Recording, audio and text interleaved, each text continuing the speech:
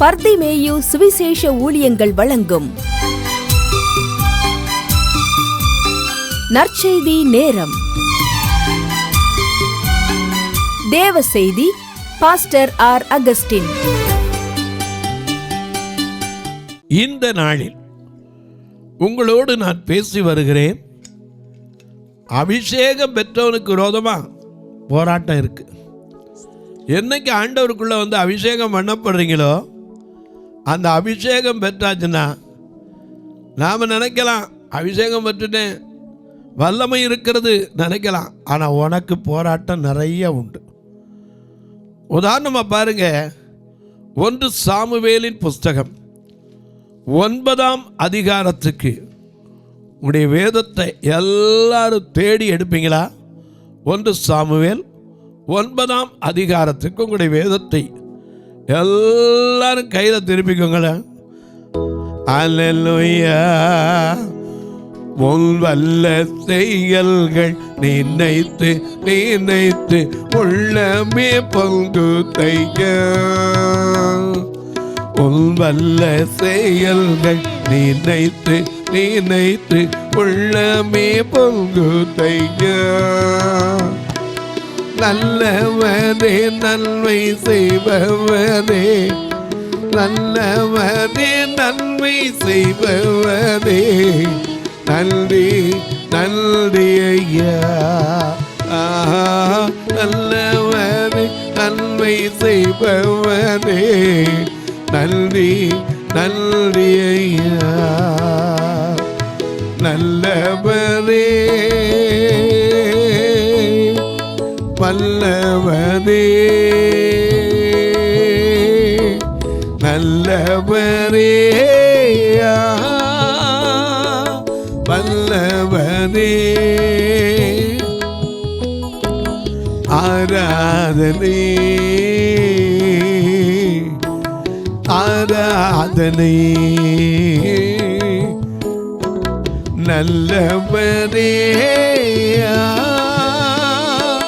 வல்லவரே. ஆராதனை ஆராதனை.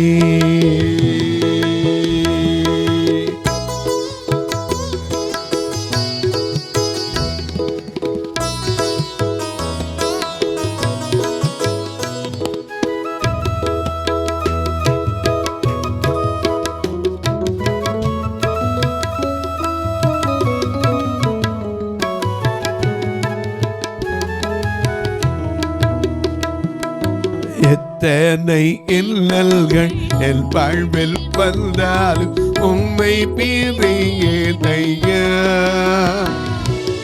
எத்தனை இன்னல்கள் என் வாழ்வில் வந்தாலும் உம்மை பிரியேனையா. ரத்தமே சிந்தி சாட்சியாய் வாழ்வேன், ரத்தமே சிந்தி சாட்சியாய் வாழ்வேன், நிச்சயம் நிச்சயமே. ரத்தமே சிந்தி சாட்சியாய் வாழ்வேன், நிச்சயம் நிச்சயமே. ரட்சகரே இயேசுநாதா, ரட்சகரே இயேசுநாதா. ஆராதனை ஆராதனை.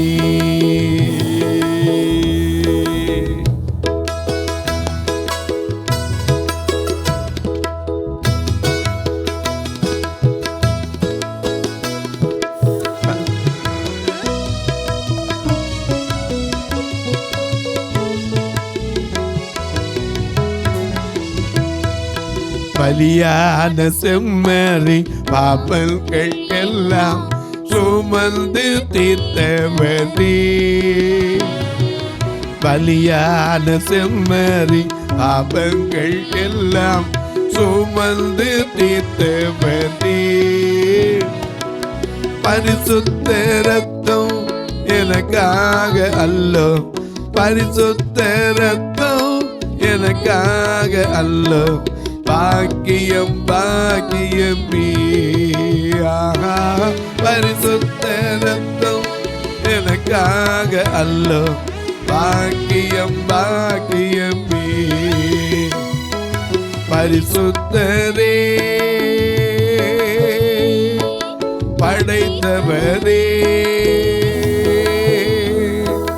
பரிசுத்தரே படைத்தவரே, ஆராதனை ஆராதனை. பரிசுத்தரே படைத்தவரே, ஆராதனை ஆராதனை.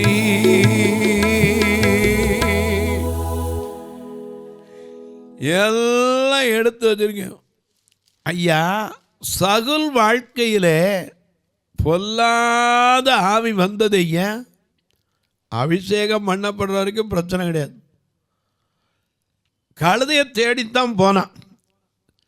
1 சாமுவேல் 9ஆம் அதிகாரத்தில் வாசிக்கும் போது அவனை குறித்து இப்படி வாசிக்கிறோம்.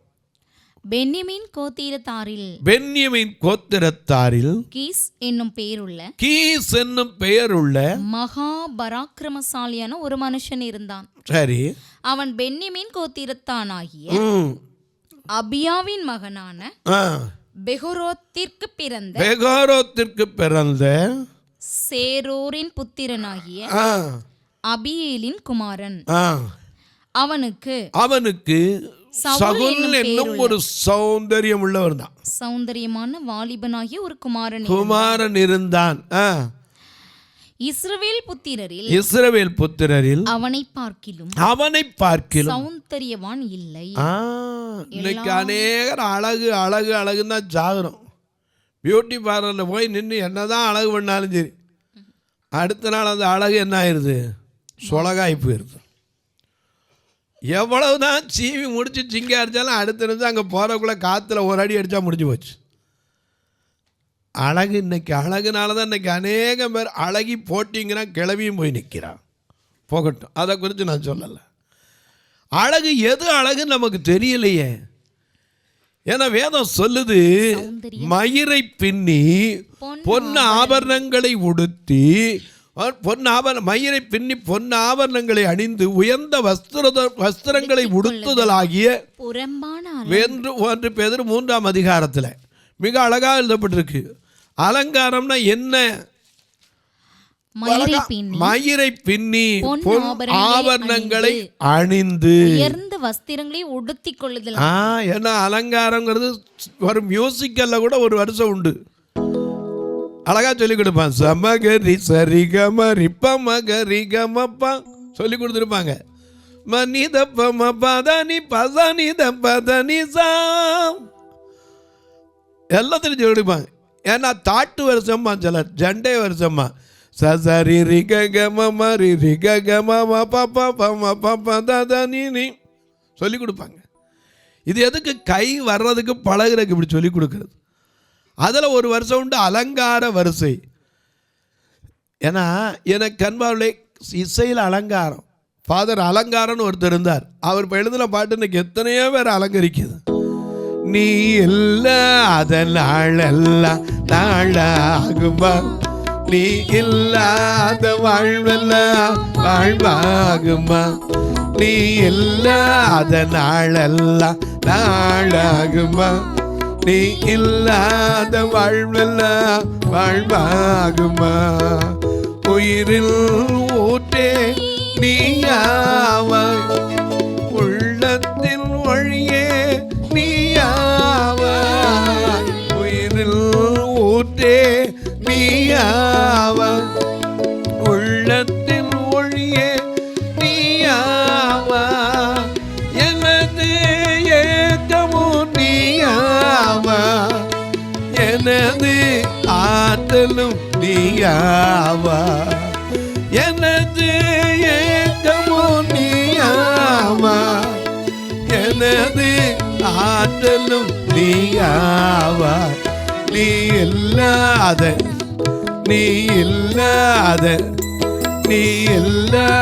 நாளெல்லாம் நாளாகுமா?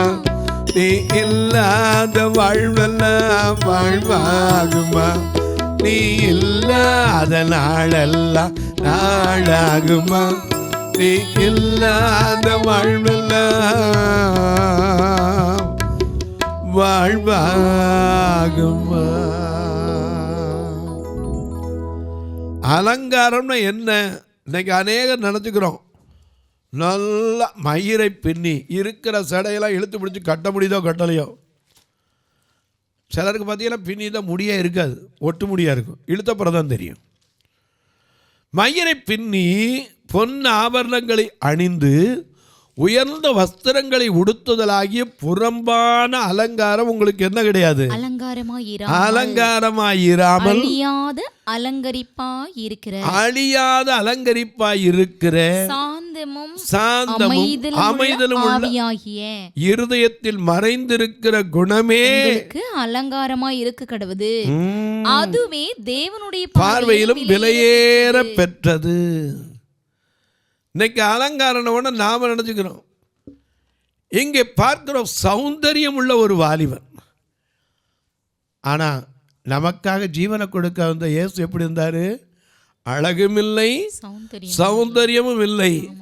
அவரை பார்க்கும்போது அவர் முகம் விரும்பப்படத்தக்க ரூபமும் இல்லை.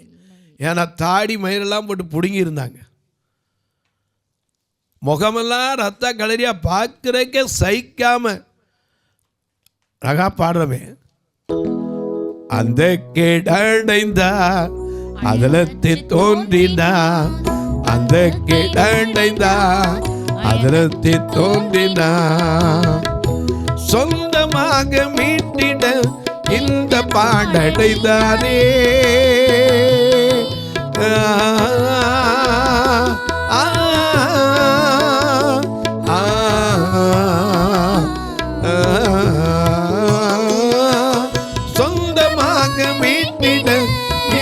பாடடைந்தானே துன்புறும் நெஞ்சமே துரிதமாய் நீ பாராயும், துன்புறும் நெஞ்சமே துரிதமாய் நீ பாராய்.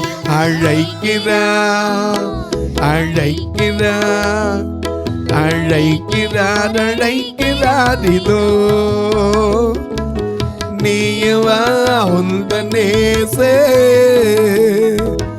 அவளாய் அழைக்கிறான் இதோ நீவா உந்த நேசே அவளாய் அழைக்கிறான் இதோ.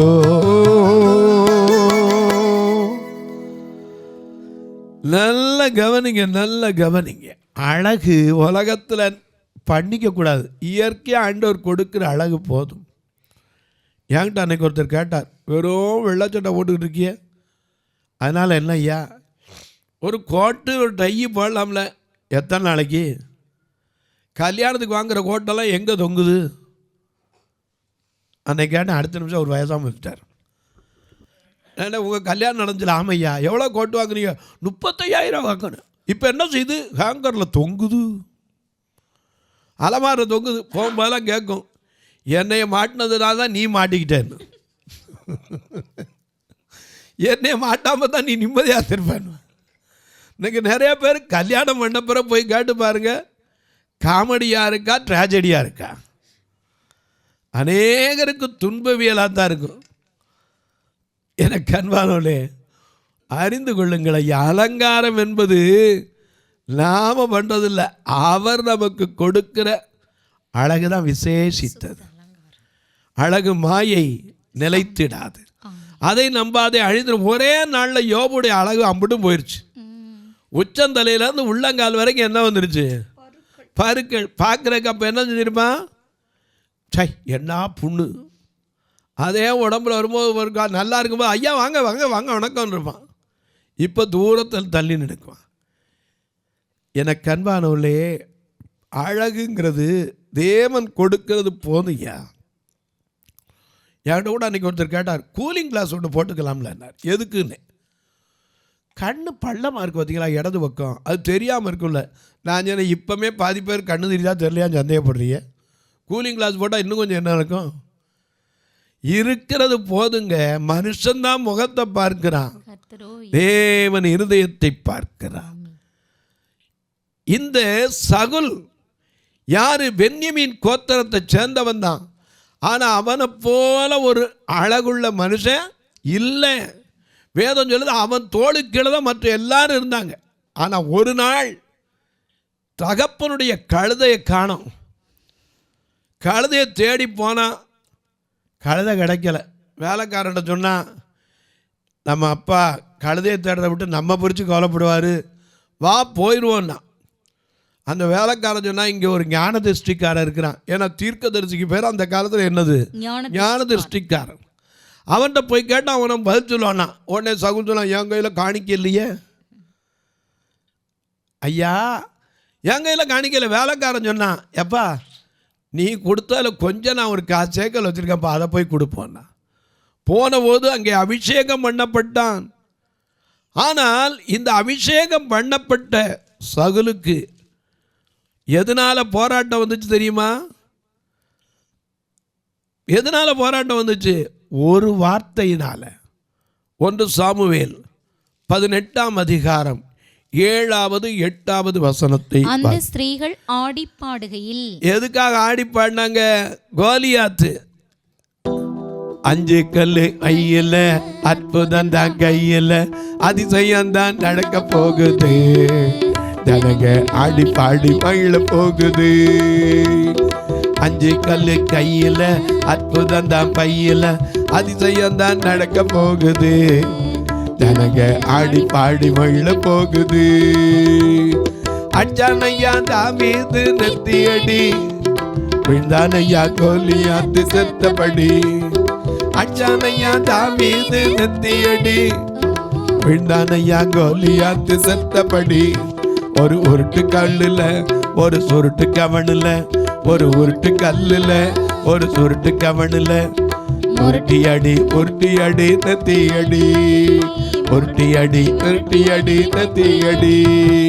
5 கல்லு கையில, அற்புதம் தான் பையில, அதிசயம் தான் நடக்க போகுது, ஜனங்க ஆடி பாடி மகிழ போகுது.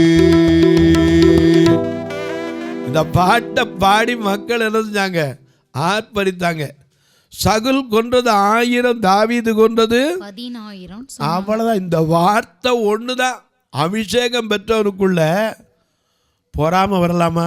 வரவே கூடாது. மேட்டிமை வரலாமா? வரக்கூடாது. இன்னைக்கு அபிஷேகம் பெற்றுக்கோங்க, நமக்குள்ள பொறாம போயிருச்சா? ஆண்டவருக்குள்ள வந்துட்டோம், பழைய மனுஷன் போயிட்டான் சொல்றோம். ஆனா நமக்குள்ள போகுதா? சாகுற வரைக்கும் போகாது. கோதுமை மணியானது நிலத்திலே விழுந்து சாகாவிட்டால் தனித்திருக்கும், மிகுந்த பலன் கொடுக்கும். நீ நானும் ஒரு கோதுமை மணியா இருந்தா எங்க சேர்க்கப்படுவோம்?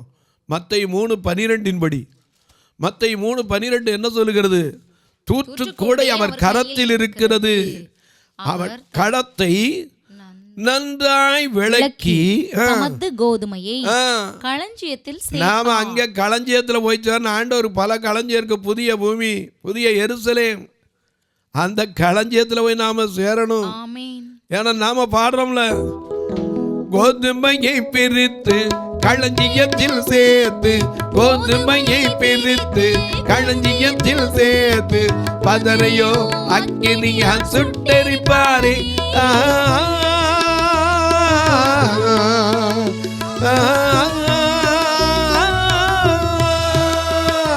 கோதுமையை பிரித்து களஞ்சியத்தில் சேர்த்து, கோதுமையை பிரித்து களஞ்சியத்தில் சேர்த்து, பதரையோ அக்கினியா சுட்டெரிப்பாரே.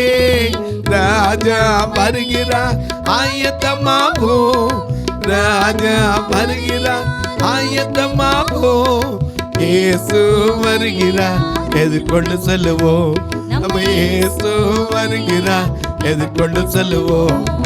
பள்ளங்கள் எல்லாம் நிரம்பிட வேண்டும், மலைகள் குன்றுகள் தகர்ந்திட வேண்டும், கோணலானவை நேராகணும், கரடானவை சமமாகணும்.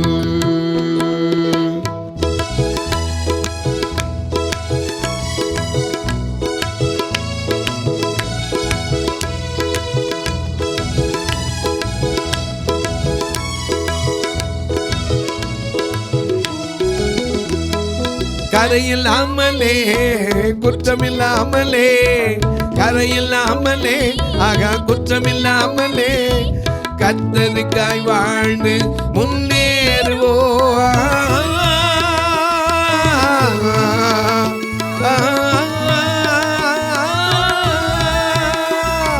கரையில்லாமலே குற்றமில்லாமலே, கரையில்லாமலே ஆகா குற்றமில்லாமலே கர்த்தருக்காய் வாழ்ந்து முன்னேறுவோம்.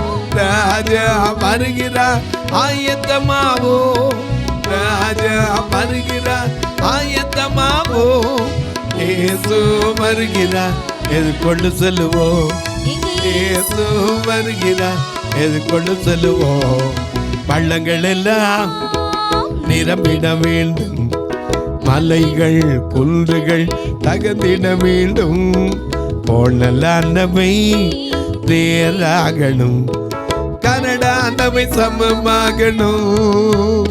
ஆகா கரடானவை சமமாகணும், ஐயா கரடானவை சமமாகணும். நல்ல கவனிங்க. இந்த கழுதையை தேடி போனவனுக்கு அபிஷேகம் கிடைச்சிச்சு. அபிஷேகம் கிடைச்சி ராஜாவானவன் ஒரு காலத்தில் சொன்னான், எனக்கு முன்பாக நல்ல சேவகனாக இருன்னு யாரை பார்த்து சொன்னான்? தாவீதை பார்த்து சொன்னான்.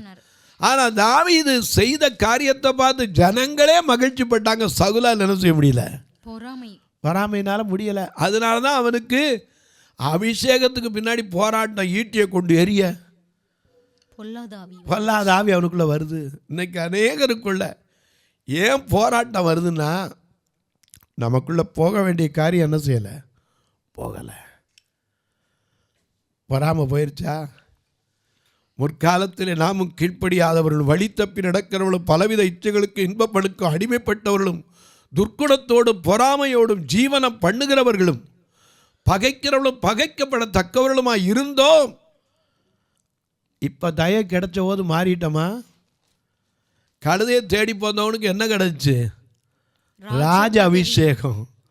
ஆனால் ராஜ அபிஷேகம் வந்தவொடனே ஒரு மனுஷனை தான் உயிரை பணைய வச்சு சவுல் ஓடி போயிடும். அந்த பெலிஸ்தீனுடைய வார்த்தை கேட்டு எல்லாரும் பயந்துருக்கும் போது துணிஞ்சு தன் உயிரை பணைய வச்சு கோலியாத்தை முறியடித்து அந்த தாவீதை பாடுனது இவனால் பொறுக்க முடிஞ்சா?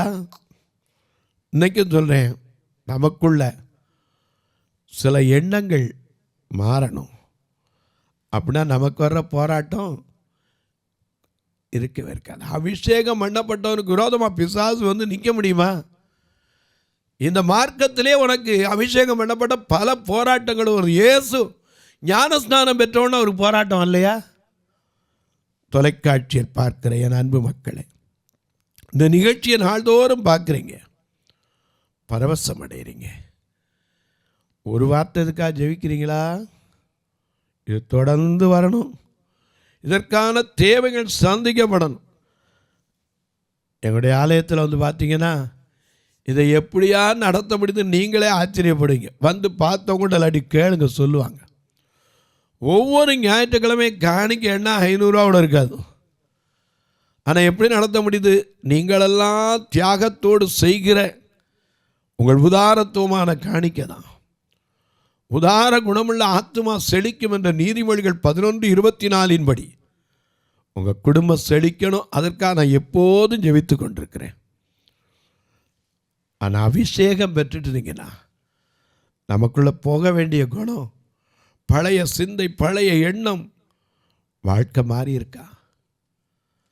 தொலைக்காட்சியில் பார்க்கிறவர்களே, இந்த நிகழ்ச்சியை பார்க்கும்போது உங்களுக்கு ஒரு எண்ணம் வரும், நானும் உதவி செய்யலான்னு நினைக்கிறேன், ஆனால் எப்படி செய்யுது? நான் தூரத்தில் இருக்கேன் நம்பிங்க. இதில் 2 ஃபோன் நம்பர் வரும். அதில் ஜிபே, ஃபோன்பே உண்டு. உங்களுக்கு தெரியாமல் இருக்கலாம். ஏன்னா இப்போ இருக்கிற பிள்ளைகிட்ட கேளுங்க, எது தெரியாதுன்னு சொல்கிறாங்களோ இல்லையோ, கணக்கு பாடம் தெரியாதுமா, இங்கிலீஷ் பாடம் தெரியாதுமா, சோஷியல் சர்வீஸ் வராதுமா, ஆனால் ஃபோன் தெரியாதுன்னு சொல்கிறவன் ஒருத்தனும் கிடையாது. இதுதான் ரிலையன்ஸுக்கு கிடைச்ச ஜாதகம். முந்தி பாட தெரியாத உண்டு, ஆட தெரியாத உண்டு, பேச தெரியாத உண்டான்னு சொல்லி தான் முதல்ல மார்க்கெட்டில் வியாபாரம் பண்ண ஆரம்பித்தாங்க. இன்றைக்கி பாருங்கள், அத்தனை வேறையும் பிடிச்சி எதுக்குள்ளே வச்சுருக்கு? ஃபோனுக்குள்ளே வச்சுருக்கு. ஃபோனை விட்டு பிரிக்க முடியாது. இதுனா ஃபோனும் மனுஷனுங்கிற அளவுக்கு ஆகிப்போச்சு. எனக்கு அன்பானவர்களே, இன்றைக்கு அநேகருடைய வாழ்க்கையில் ஏனையா வெட்கம் வருகிறது, ஏனையா அசுத்தாவின் கிரியை போராடுகிறது? நமக்குள்ள பொறாமை இன்னும் போகலை, பழைய காரியத்தை பேசுறது இன்னும் மாறலை. அண்டோட்டு கேளுங்க, எனக்கு மாற்றுங்கன்னு சொல்லி இந்த ஊழியத்தை பாருங்கள். கர்த்தர் ஏவினான். ஒரு ஞாயிற்றுக்கிழமையோடு நான் அவங்கள கூட்டு வர்றதுக்கே 4000 ரூபா வேணுக்கு சொல்ல வச்சு தான் கடுதுரி அவங்கள கூட்டு வரோம். பார்வை தெரிஞ்சால் அவங்கள வந்துருங்கன்றலாம். பார்வை தெரியாதவங்க எப்படி வருவாங்க? அது இடையில பார்வை போனவங்களுக்கெல்லாம் நிதானமே இருக்காது. இவரெல்லாம் அழைத்து இவர்களும் ரட்சிக்கப்படணுமே. கர்த்தர் உங்களுக்கு இந்த தாகத்தை கொடுத்தால் கட்டாயமல்ல, விசனமாயல்ல, இந்த ஊழியத்தை தாங்கலாம். பார்க்க விருப்பப்பட்டீங்கன்னா தாங்க. உங்கள் பிறந்த நாள், திருமண நாள் போன்ற நல்ல நாட்களிலே ஒரு உணவு கொடுக்க, உடை கொடுக்க, ஒரு கட்டுமான பணிக்கு, ஒரு ஃபியூனரல் ஃபண்டுக்கு கர்த்தர் ஏவினா தாங்கலாம். உங்கள் ஜெபக்காரி எது இருந்தாலும் காலை 10லேருந்து 5 மணிக்குள்ளே சொல்லலாம். இப்போ உங்களுக்காக ஜெபிக்கட்டுமா? நல்ல பிதாவே, நன்றியோடு துதிக்கிறோம் சுவாமி. மனமகிழ்ச்சியான நல்ல நாளிலே போராட்டங்கள் யாருக்குண்டு? அபிஷேகம் பெற்றவனுக்கு உண்டு சுவாமி. என்னைக்கு அனாயிட்டிங் மாம்சமான யாவர் மேலும் என் ஆவியை ஊற்றுவேன் என்று சொன்னீரே, அந்த அபிஷேகம் பெற்ற ஒவ்வொருவருக்கும் போராட்டம் உண்டு. அந்த போராட்டத்தில் கர்த்தர் அவர்களுக்கு துணை நின்று வெற்றி வரச் செய்யும். படிக்கிற பிள்ளைகளுக்காய் ஜெபிக்கிறேன். திருமணமாகாத பிள்ளைகளுக்காய் ஜெபிக்கிறேன். வியாதி படுக்கையில் போராடி கொண்டிருக்கிற மக்களுக்காய் ஜெபிக்கிறேன். வறுமையோடு, கடன் பாரத்தோடு, வேதனையோடு, கண்ணீரோடு, கவலையோடு ஒவ்வொரு நாள் இரவும் கண்ணீர் வடிக்கிற வயது முதிர்ந்தோருக்காய் ஜெபிக்கிறேன்.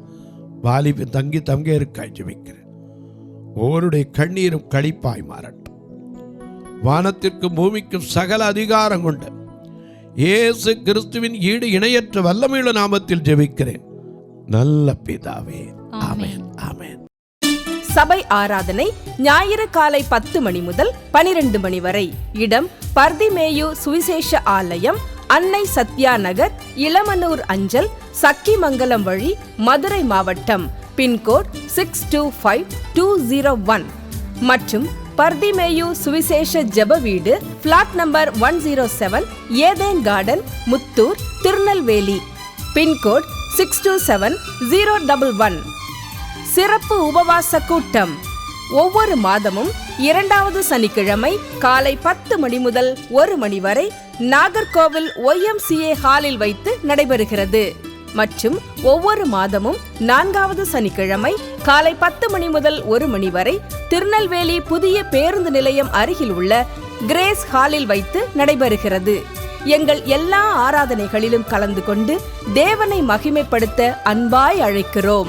உங்கள் உதாரத்துவமான காணிக்கைகளினால் இவ்வூழியத்தை தாங்க விரும்பினால் R Augustine, account number 5021364331, IFSC code IDIB 000B066, Indian Bank, BP Kulam, Madurai.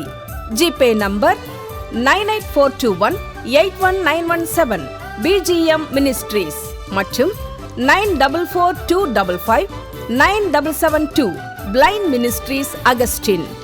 உங்கள் தொடர்புக்கு பாஸ்டர் ஆர் அகஸ்டின், பர்திமேயு சுவிசேஷ ஊழியங்கள், நாகமலை, புதுக்கோட்டை, மதுரை 625019.